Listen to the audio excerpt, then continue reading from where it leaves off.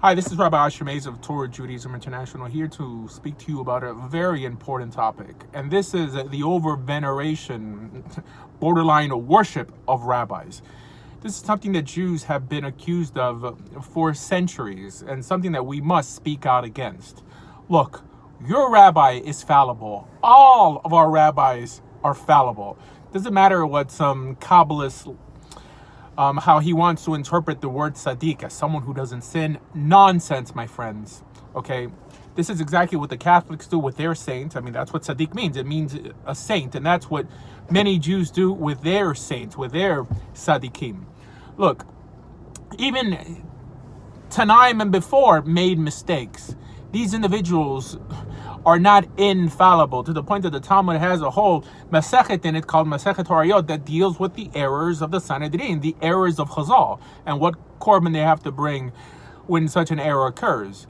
This shows that our leaders are fallible. That's something that we have to embrace in order to move forward and to stop making Judaism look ridiculous. The Torah is our base. Now, the Torah does sanction consensus. That is what is known as the Sanhedrin, who we call Chazal. That doesn't mean they don't make mistakes. Of course they make mistakes. They're just flesh and blood.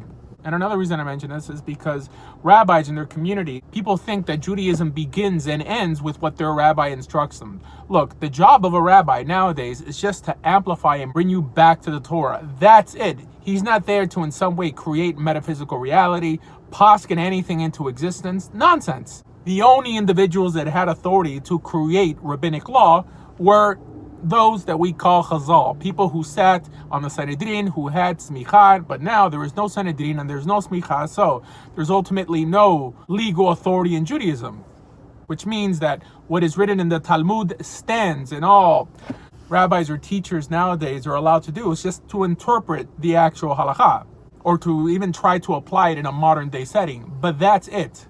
Because I know you've heard it many times. How can you not agree with this or that when this rabbi said it, or Rashi said it, or the Rambam said it?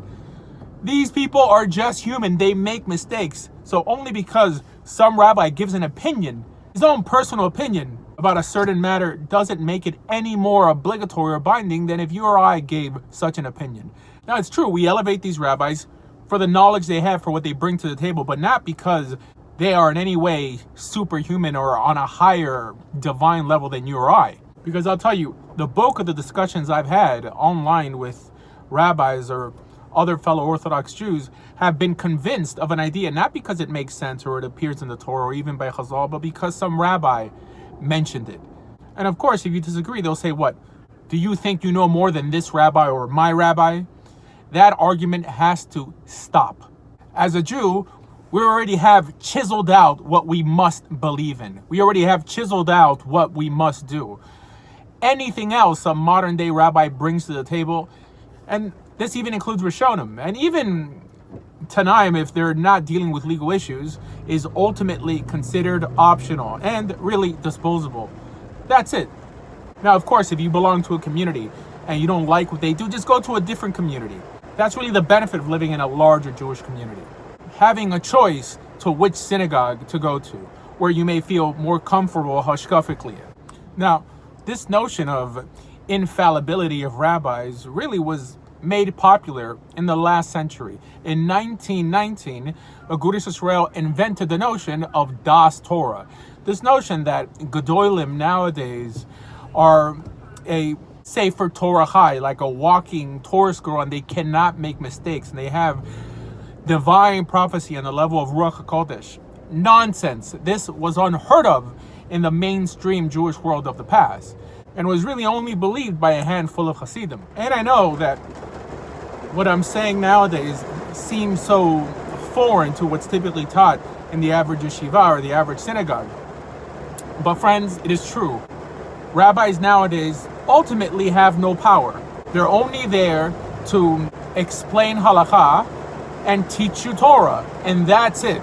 And in any other area that your rabbi wants to step in and give you advice in, to be some sort of life coach, he can, but it's optional to believe.